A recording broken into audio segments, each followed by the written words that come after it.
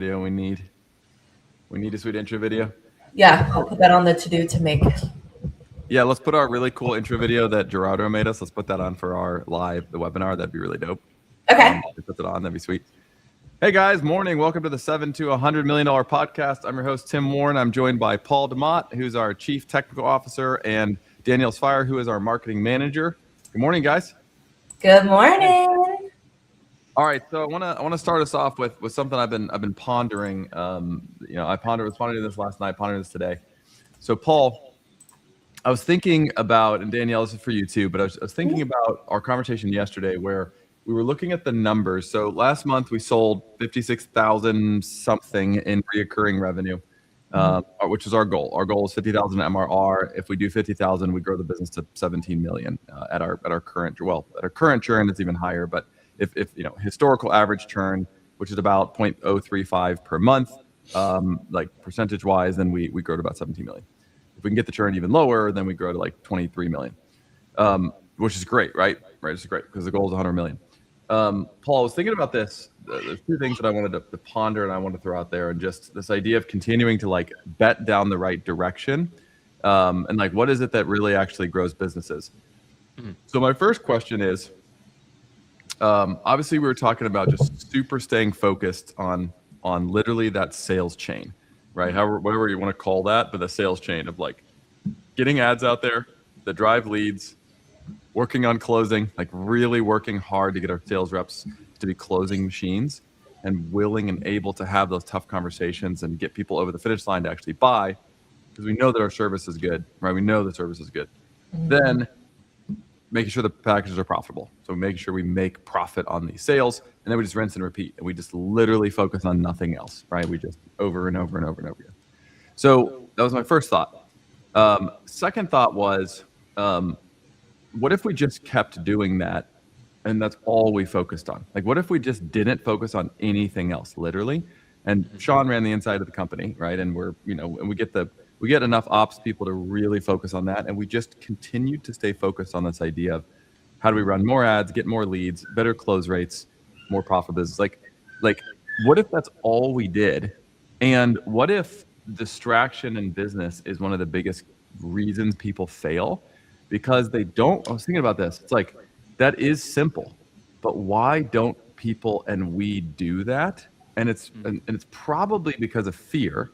Like, well, what are all the things we're afraid of? Like, well, what if I spend too much and it stops working? Yeah, but what if it doesn't? Right? And well, like, what if it's so high? Okay, well, but I'm afraid of it. Like, okay, well, what if we can't close the business? And then we have all these like what ifs, right? And then those what ifs cause us to not start or not do, versus the people who aren't afraid. They just are like, I'm going to do it anyway. I'm going to do it and see what happens, right? And I think the thing I'm realizing with this, like these future things, is we are afraid. Like, I was talking to my daughter about something. She's like, well, she told me, we were talking about something like simple, whatever. And she's like, well, like, what if I go outside and get stung by a bee? I'm like, then you get stung by a bee. Like, it's not that bad.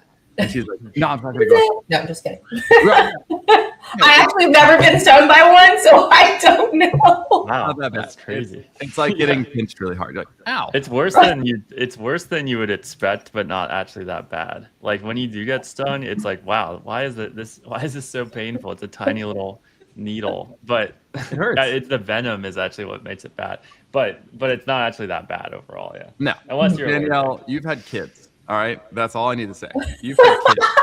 Fair point. Having kids is like supposed to be one of the most painful things in the human existence. Getting stung by a bee is not even in the same like universe of having kids. So you've had kids. Let's just say that getting stung by a bee is not going to be that bad.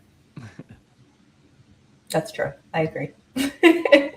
I've never had kids, so I can't talk to it. Yeah, no, I would. I've heard it's not super enjoyable from a pain standpoint.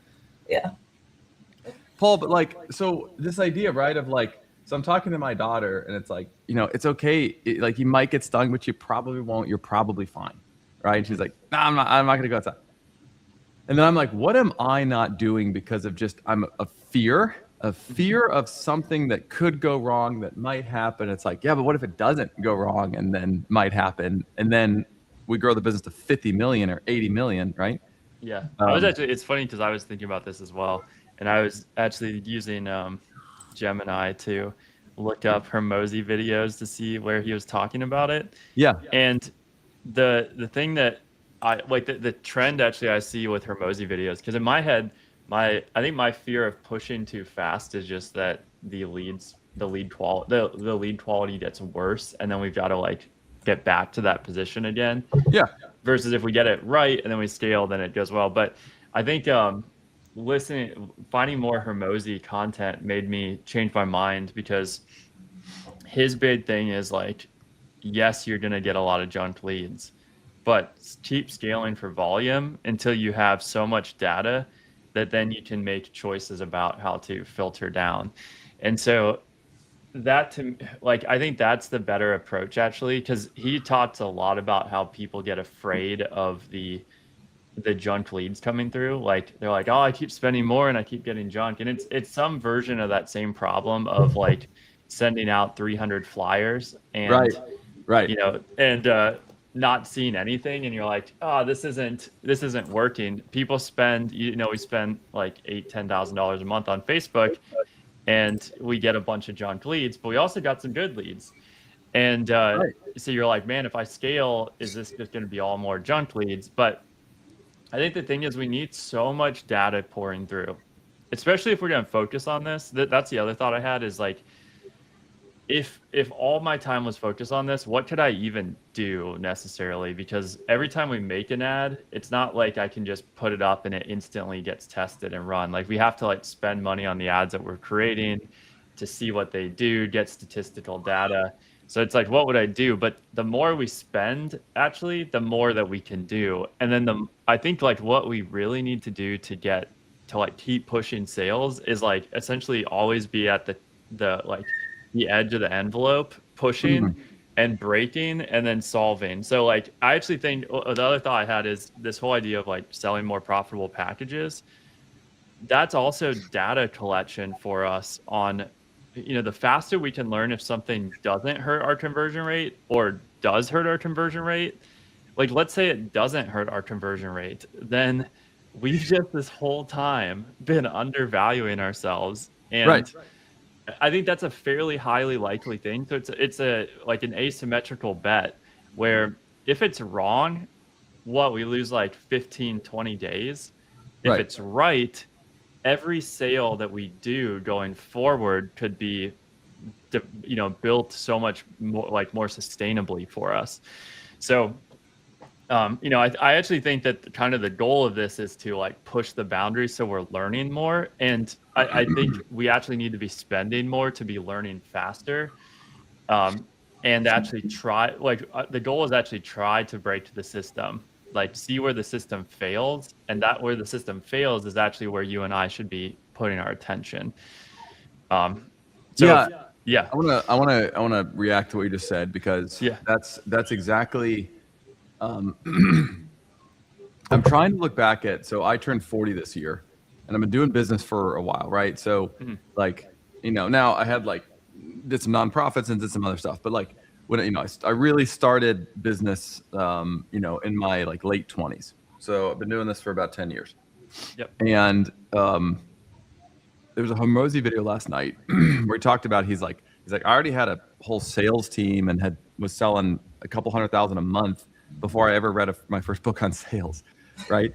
and so Hormozi said, he basically was like, he's like, I was already a Decamillionaire before I started really reading books on business. And he's like, what I just did was I value just starting the thing and learning by doing versus, he said, hiding behind knowledge and getting information. He's like, I just wanted to get in and start lifting, and then I will figure it out as I go. And he said the biggest thing he spent money on was not books and everything at the early days. He spent money buying advice from people way further down the path than him, right? So he would, instead of like, you know, whatever it is we're talking about, he would spend $100,000 to get in front of the person with the business that's way bigger in his niche. That's like, how do I get to where you are? What are you doing that I don't understand? So he viewed knowledge as the most valuable thing for the exact problem he was trying to solve, not just random knowledge. And he was willing to spend a lot of money on that. So it's a very different approach than what I've done historically. But why I think it's been so successful for Hormozi and why I think it is probably the right method is that Mr. Beast video that I watched on Rogan, where he said, you have to do both tons of learning of the thing and tons of iterations, because you don't get good at the thing until you've done it tons and tons of times. And then you still have to learn about it. You cannot learn how to swing a golf club by watching infinite videos, right?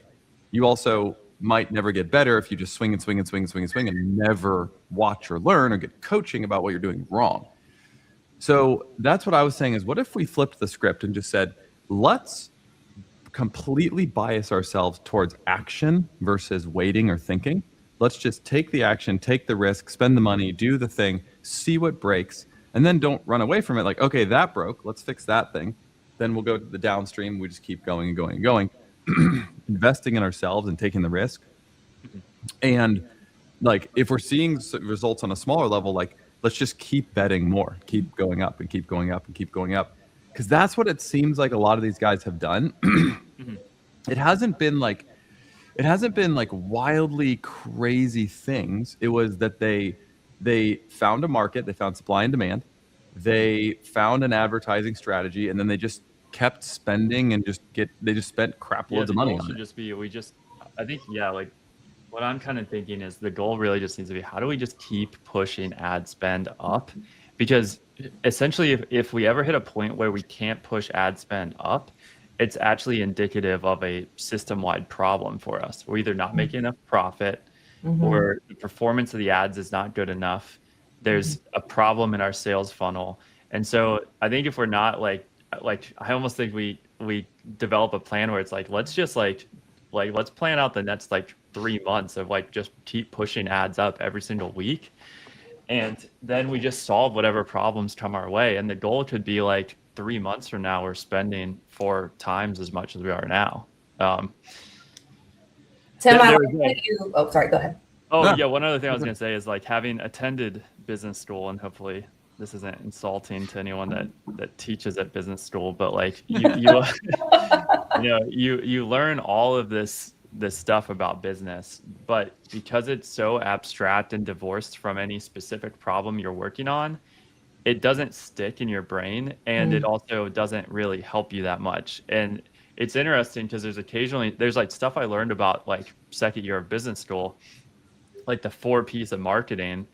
And when you're in a situation where you really need to think about that, you kind of have to go, I've had to kind of go back and relearn that stuff, but because it's just not learning information at the wrong time is not that helpful. There was actually, I read this book once that was talking about how the military was training these helicopter repairmen, and it was just really backwards in terms of the finances of how much it costs to train people. So they would send people to this 4-year program to learn all about mechanics of a helicopter. And then once they were done, they then do 2 years of shadowing and whatnot. But so they're 6 years in before they've got somebody that can actually help. And that's a ton of money that the military is investing to train these people. And someone came up with the idea of why don't we just train and do at the same time? And they got the whole 6 years down to 2 years, because when you're actually forced to solve a problem in front of you, now all of a sudden the information that you're consuming has relevancy to it, and it's interesting because it's helping you solve something in front of you. And what was happening before is 4 years of information that's all forgotten when you're put in front of something with different context and different information, right? Versus when you're doing both at the same time, you just learn so much more rapidly. So I think this is what you're talking about. It's that same concept. Yeah, no, I totally agree. And Tim, when you first brought up and you said distraction, I agree. So I think that there's so much distraction in business because one of just the internet and social media, but there's, this works for this agency owner and this worked for this agency owner. And there's so many different things that you could keep trying. But I agree with trying, let's just say consistent within this. It doesn't have to necessarily be a box, and can be a really large room, but we stay within this realm.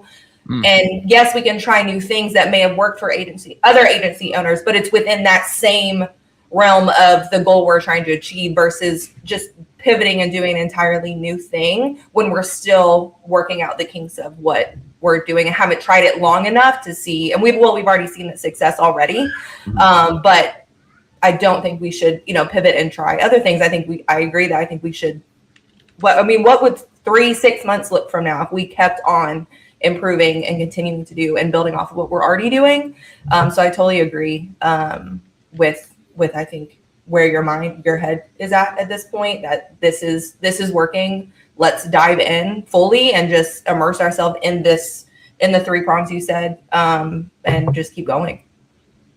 Yeah, that's how I'm feeling too. And I think, right, like, I don't think stuff has to be that complicated, actually.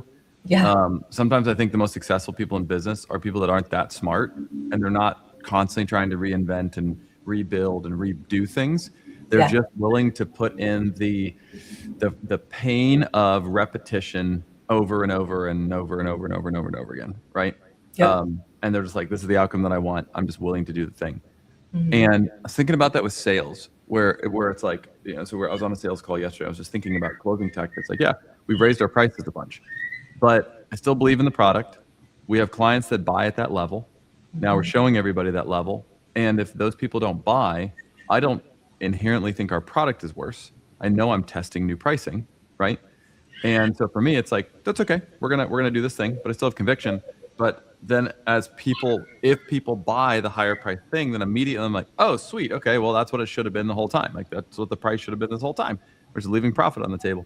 But we have to just test this stuff, and we have to be willing to do things without fear. I think too much of my recent business career has been dominated by what could go wrong, right? So it's like you grow to 5, 6, 7, 8, 9, 10 million, and then you're like, well, I don't want to lose what I built, right? But then when you play defensive, right? Like when you play defensive, like if you're the guy inside the castle getting sieged, you never win that battle. Eventually you starve, right?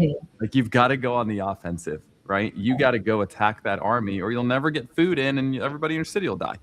Right? Like you can't ever win by just playing infinite defense. You got to go on the offense. So for me, it's like, let's just stay focused. And then Paul was just thinking about this and like just putting this into real practice, right? What if we only did these things? What if all of my energy was focused on how do we get better at closing? How do we, the constant 1% improvements with the sales team every day of like, we could say that a little bit better. Then we could push this a little bit better. We could bam fam a little bit better. We're just constantly pushing on that. And what if what you're looking at the ads and you're looking at other people's ads and you're looking at the creative and you're just hyper focused on what is converting, what's the creative, what's the ad copy strategy, what's the campaign build, how many leads, and like that's all you focused on, and you just got maniacal about it. Because I think this idea of shower time is key. It's like when you're in the shower, what are you thinking about?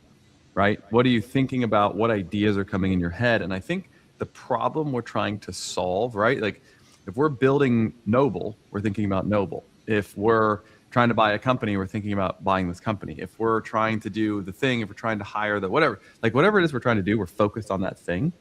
Yeah. And what if we just forced ourselves to go through the boredom of focusing on the same thing again and again and again and again for like an extended period of time, like a whole year, right? Like what would change with the business? And it's this idea of constraints.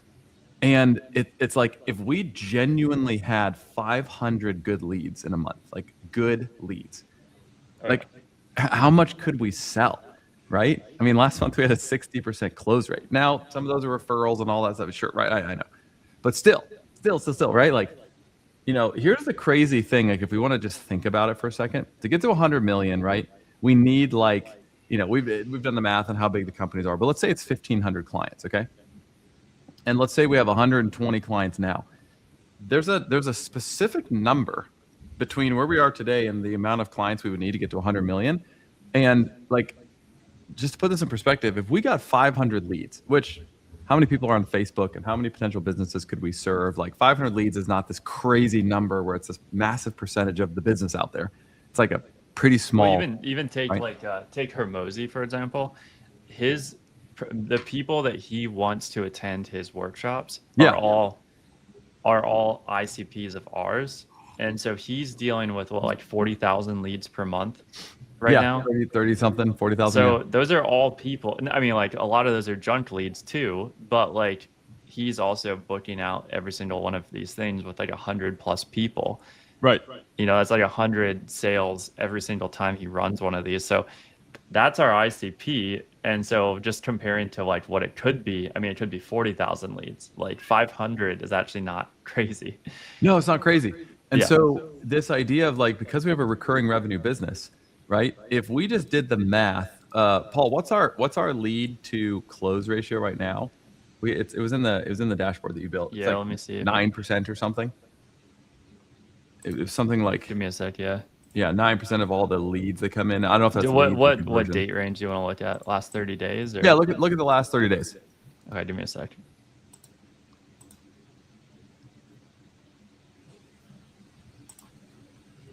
I just want to put real numbers behind like how attainable this is if we're willing to take the risk to make it happen. Tim, I always love your sport analogies. I'm now viewing this as our sport, and this is just practice. Every day we practice, we have a trainer, and whatever it is, but MedEd is now our sport. And like after every time you use sports analogies, I'm like, that's literally what we need to be doing. Like just viewing this as, we are the team. This is the sport. We practice every day. Oh yeah. Mark Cuban 4%. talks about business is the greatest game out there because you can play it until you're 85, right? And be competitive, right? And he's like, it's a game like anything else. So yeah, it's. Oh, I love that quote. Yeah. Mark Cuban has I don't know if he wrote a book on it, but he's talked about it. There's a book called The Great Game of Business, and it's literally a game of business, right? Yeah. Viewing it like a sport, 100% agree, right? It's training, it's practice, it's coaching, it's working, it's right. You'll never get great without practicing at your sport. Same thing in business, right? Yep. So Tim, it's 4%. So if we had 500 leads, that would be 20 sales per month. Right. So then if we work backwards, right, we had 500 leads, that's 20 sales. Last month, we sold 56,000 MRR for 11 sales, right? So imagine if we had 20 sales, right? So now we're selling 100 and something thousand a month. But if we raise that average order value by raising our prices, and that goes to 125,000, like that's almost a $50 million company, right? Mm-hmm. Because of the amount of deals we sell and our churn. And it's like, wait, so then if we could get 1,000 leads, which right now we're getting like 300 leads.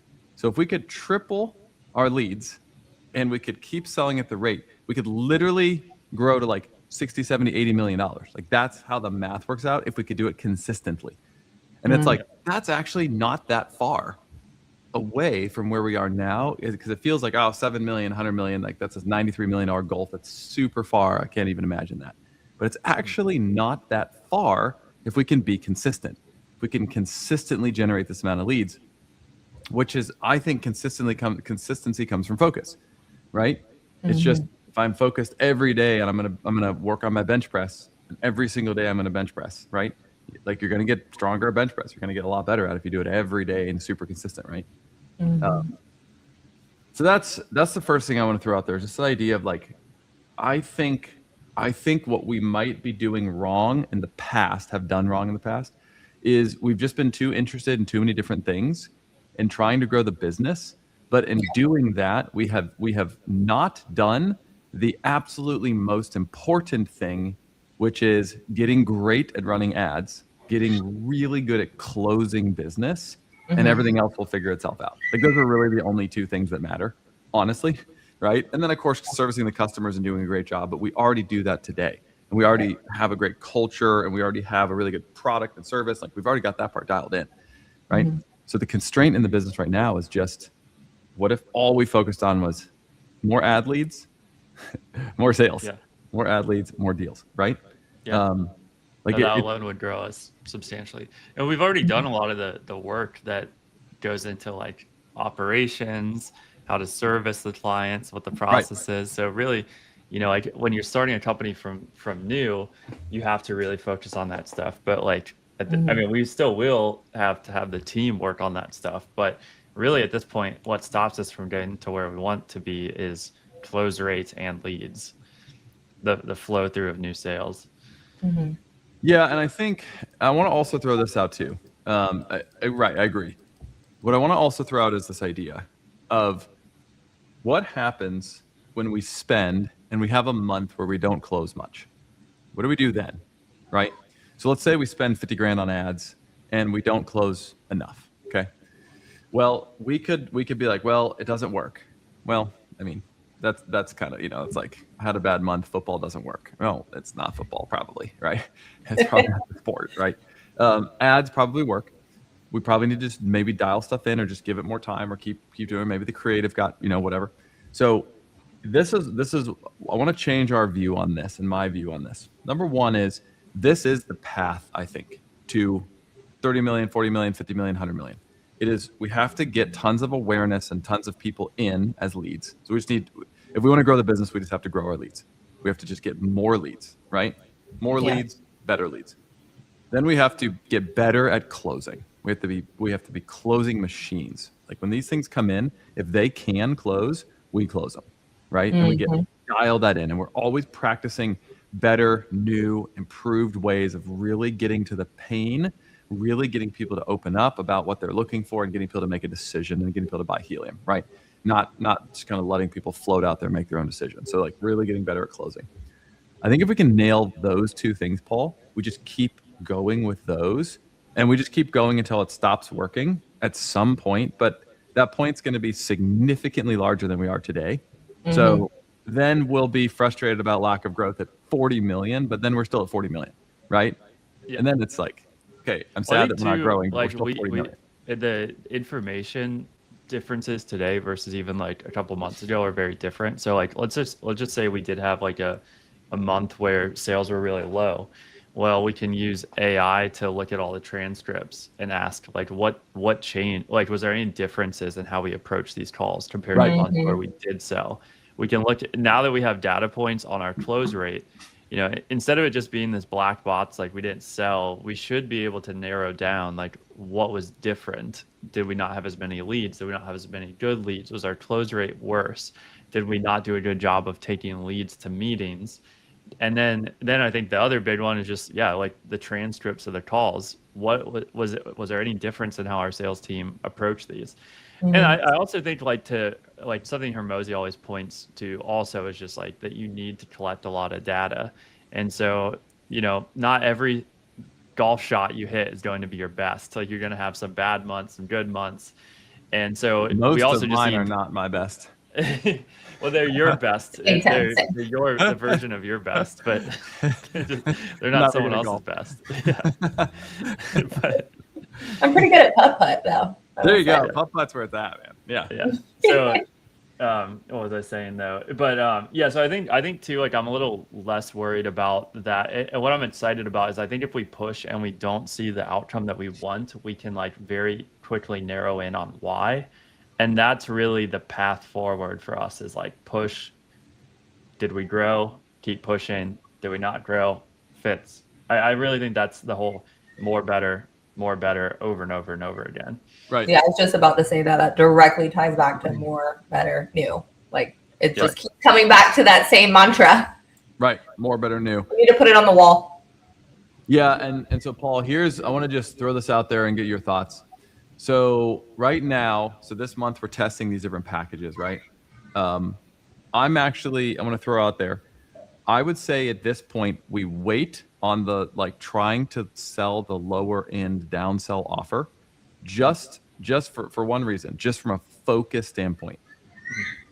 Let's not have this, let's not spend energy trying to build that and figure out what those people need and what they want. Because that's a different buyer pool. We can, but let's table it for now.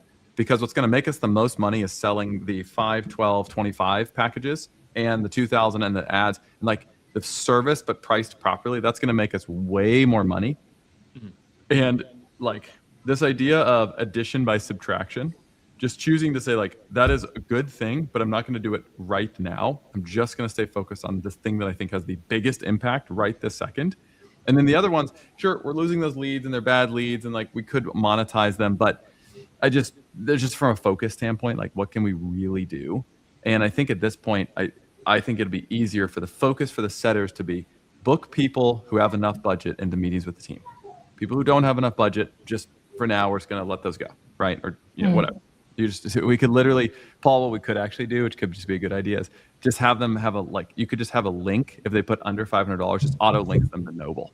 It just links them to Noble. Like, here you go. The one tricky thing though is that like we have had sales that are far more than that price from those under 500 leads. Yeah. And the other thing is we have a bucket of leads that come Oh, through. from under 500? Yeah, like we've had Really? those sell at like the 3,800 Okay. packages. So they're then- not all bad. So we That's can't interesting. actually Hermosi said this too, and I was like glad I saw this last night. But he said, you know, until you build like a huge like a number of leads, have a human involved in actually qualifying. Don't qualify with your system until like you've got way more statistical data. Because Okay. I think his point too is that like what we're seeing is some of these like people that are selecting the lowest tier package are actually then buying something much more once we have a conversation with them. So I think it's worth still having those meetings. I also would say like maybe the other angle is like, hey, do you know anyone that would be interested in our services? Like, hey, I educated you today, and hopefully this was helpful. Do you know anyone else that would be helpul? That would be more like Who could you know, more afford? in our, Who could yeah, afford? who could afford this? Yeah. Yeah. So that's one only thing on just like auto linking, and I think that's where the SDR team could be really helpful. Is like maybe we have them like BANT qualify those smaller deals faster, so then we don't like tie up sales team time on the ones that are really really tiny. All What right. if So, leads are putting under 500 because they are maybe a bigger company with a 6-figure budget, but they assume that if they put that they already spend that much, that we're just going to quote them that much and they'd rather spend less. Yeah, so I think there's that. There's also this big bucket of people that don't fill that field out. And so those ones true. I'm counting as bad, but they might not be bad. I've actually seen some of them where they're like pretty big companies that don't fill it out. So the good news is I think that we have more good leads in that bad bucket than the numbers show today. So, what happened to Tim? That was coming down the slope. Sitting down. yeah, I'm changing to sitting. I'm standing for a while. I'm standing for 32 minutes. So Paul, the other thing too, I think like the doctor company that came through, one of the doctor companies that came through, they put the budget, I think 500 to 1,000, but then they're spending like multiple 6 figures a month on paid. And I think it's because the question says like, what's your SEO spend? And they aren't spending on SEO right now at all. So then so what could also happen, I think, is people could read that question and then they're like, oh, well, I'm only spending $500 a month now on SEO. Right. Versus like, what are you spending total on digital? Well, I'm spending, more than 100,000 a month on digital. Right. So, all right. So what you were pushing on here is, are you opposed to the idea of just waiting on the low end buyers for now? Like it's the sawdust idea. Like it's something we could use to create a new product, but for now, because it's this distraction of focus from the main core thing, we just say, we wait. Not that we won't do it, we just wait on that for now, and we really try to focus all of our energy and effort on more good leads in that can buy our bigger stuff, and we just focus on that. Because I think that would be good just from a time standpoint for you and me and what we're focused on. Because then if we sell those other ones, we have to make sure the clients are happy. There's going to be whatever issues making the software better. Also, if we take like the $2,000 DR booster, like that's worth like almost 10 of the smaller clients. So it'd be better just to push people into $2,000 DR booster than it would be into the smaller one if we could. And I think a lot of people would go for that one because that's actually cheaper than Foundation, right? It's actually cheaper than the original Foundation package. And that's where 10 of those other clients. So all right. So here's the questions, because I think you're right that it's a distraction. But like, let's say that a sales rep like gets on a call with one of these smaller people, or maybe they appear larger, and then they go through their whole process, and at the end of the call the person's like, my budget is $400 a month. are we saying today, we just say, okay, well, it's, we're not like, sorry, we're just not like in the same right price range, or are we still in that scenario selling them? I think in that case we sell them Noble. So here's what I was saying is, remember we wanted to create, like, let's create a second done for you, right? Oh, like, I see what you're like saying. a maps or optimization or whatever, right? We already have Noble and it's already built and it's already good. So I think we just leave that. I'm not saying we don't sell Noble. Sorry, that's not what I'm saying. What I'm saying is, like, we were gonna have a downsell we were talking offer about, that's like $299. It's a done for you service that's for maps, and we'll use the software and we'll build stuff. And it's like, but now we have to think about that, build that, create that, get talk tracks around it, all that stuff. It's probably just too much. So I think what we should do is, for the downsell now, we just keep Noble as an option. So if people want to sell Noble, we already have it built, they can sell Noble. I don't see any reason not to do that. Yeah. I think that's great for the do-it-yourselfers. Then we have that one. Then we have the DR Booster at 2,000. So we have two options there, but we don't spend any more time or energy building anything else, because it's just, I think solving the time and energy to solve that is less valuable than the time and energy to get more leads. Yeah.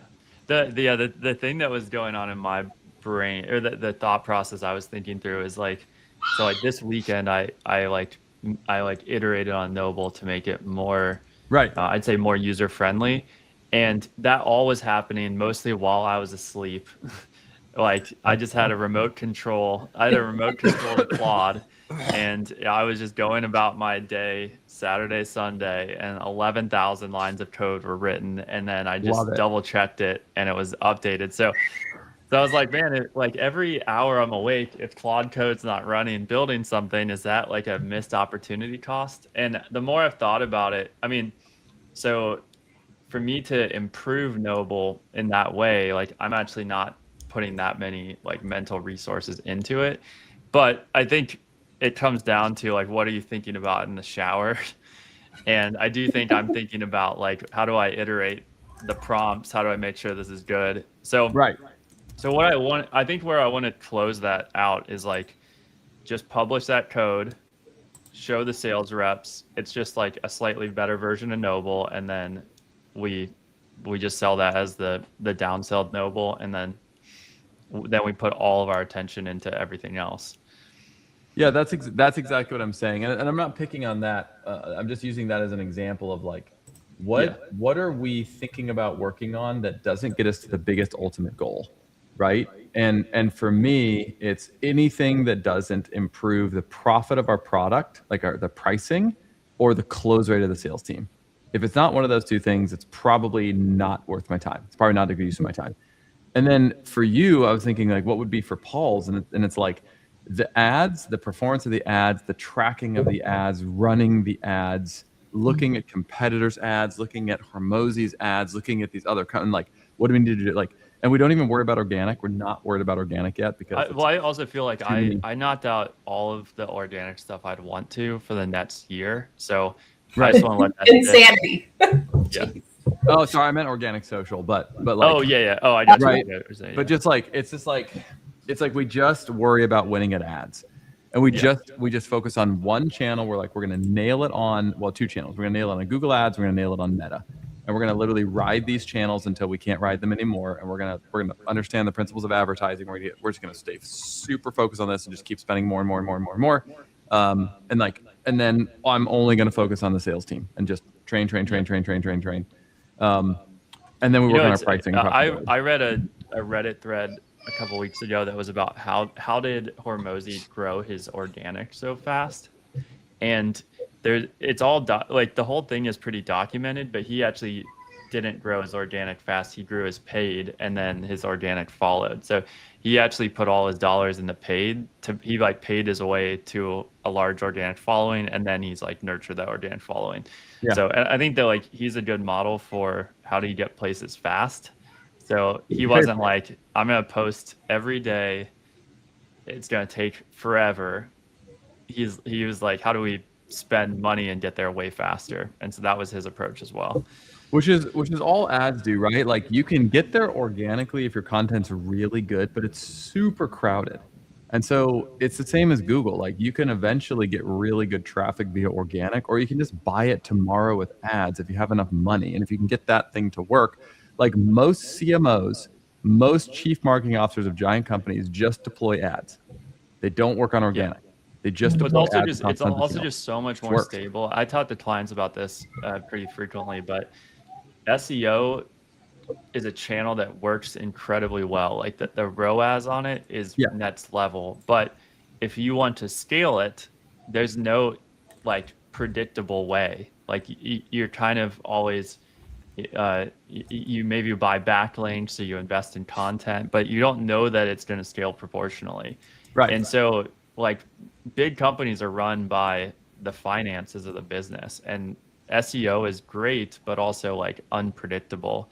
And so paid ads of any sort are like very predictable outcomes. And that makes running a business a lot easier. All right, so I want to pose another question. I want to pose another thought. So it sounds like we're kind of all aligned on this idea of like, let's just stay hyper focused on the constraints in our business and what'll make us better. Let me pose another question, Paul. So let's say that we are just like, yep, let's just keep going all in. Let's just keep going all in, sending it, making money. Because here's the other thing I was thinking about is like, how do we make our product better to be more profitable? Remember we talked the other day about like we could replicate what Hormozi did and take one of like what we've done for some of our clients and literally package that and sell that as the product, right? Which is what Hormozi did for his gyms. He sold media. He sold licensing of the media, right? Mm-hmm. So our current product is not as profitable as that. At the same time, that's a different product or different way of selling is distraction of focus, right? So it's once again, different focus. So here's what I'm arguing for. I'm arguing for let's continue to do exactly what we're doing since it's working. We will make money from it, right? It will build enterprise value, and people want these services. Let's do this for a while, right? Like a year, as hard as we can. Mm-hmm. Then maybe we're ready for a new product, which that would be new because we're more better, or whatever. That could be a new product that we now start to sell as well. It's a media-based product or whatever. But we're doing that as a new thing that where we have everything else so dialed in that we can do something new with the risk of taking our eye off the main ball, right? So I think that even if our current product is not as optimal for profit as it could be, this is, I think, the stuff that kills these small entrepreneurs who cycle through all this different stuff. Is they're like, well, I got to go profitability. Like I think that the piece on that is that it's a grass is always greener sort of opportunity when it comes to profitability. It is more profitable once you've invested a ton of your time and energy and focus into getting that off the ground. Right. And if you're the founder of a business, your time is the most expensive time in the business. Mm-hmm. So when you actually subtract the time investment, I think that it's not actually more profitable. Because you're also, there's the opportunity cost of the dollars that you can make from doing more of what you're currently doing. And I think that is a far higher number. So even if it's not the most profitable product ever, the amount of time and investment of energy and cost associated with it is far, far higher to build something new than to keep doing more of what you're currently doing. And I think tweaking what you're currently doing to make it more profitable, kind of like we're doing at the same time. So I think it actually comes down to like an investment also. Like it's only in theory more profitable if you don't count your own time involvement. Right. All right. So let me throw out a real world example. And I want to just chat through this because I was thinking about this today. So we have a deal we're trying to get done, right? We're trying to do an acquisition, like a partial acquisition. And I was thinking about this. I have two thoughts I want to throw out there. Let's say that we took the same amount of money, right? So let's say there's 250 grand. Okay. And I'm thinking about from a straight up ROI perspective, right? Could we monetize? If I said, Paul, here's 250 grand, and I put that in an account, I'm like, spend that on ads and drive leads, right? What could you extrapolate out with what we've currently done with ads and leads? Mm-hmm. If you just had 250 grand to burn, right? How many leads could you probably generate with our current numbers? What would you be able to do with that? Okay, so let's just do like a really basic math equation that doesn't account for any sort of like diminishing returns or anything, but just start with like, just like take today's performance and apply it across the number. That's what I'm thinking. So that would produce 3,500 leads. And let's just say we could close them at the same rate. So 4%, that would produce 136 deals. And let's just say that the average is, what you want to say, 5,000? Yeah, that's what I was Conservative. Deal. Yeah, our average has been 4,500, so call So it let's just 5. do 4,500 to keep everything the same. So that would be $612,000 of revenue, monthly reoccurring revenue. That would generate 600,000 in MRR.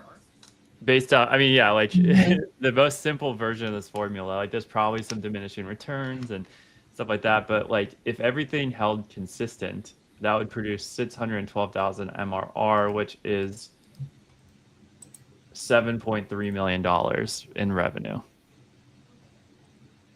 So, All right, so should we just do that instead? that seems more good to me. all right, let's just double check the math because it sounds really good. Yeah. So 250,000. I mean, I'm a med school dropout. So we put 250 in and we double. That seems gooder to me. Yeah. Okay. Well, let me just read you the math. So 250,000, and then like our average blended CPL right now is $70. 3,500 leads times 0.04, 142 deals times 4,500 times 12, 7.7 million. So yeah, that does sound better. Wait, it's 7.7 million in sales total? Annual. Oh, annual. Okay. It's 600,000 something in reoccurring revenue. So Paul, I want to pose a question. Why don't we just do that? Yeah.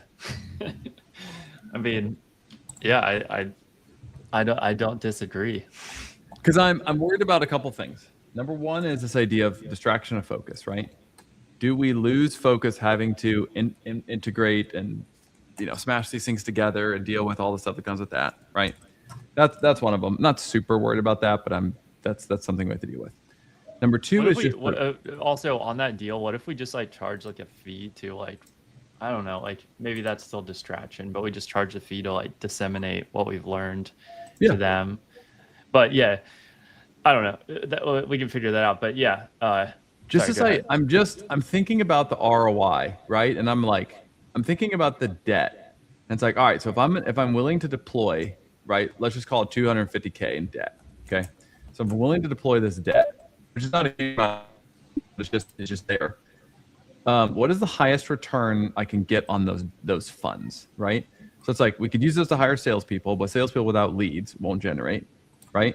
We can buy a business, but if we buy a business that produces whatever percent return, profit margins, like it's not gonna generate 7 million in sales. I know that for sure, right? What do you think the risk is? What's the likelihood chance that we spend $250,000 on ads? We take those same dollars. What's the likelihood that we just lose all the money and generate no sales?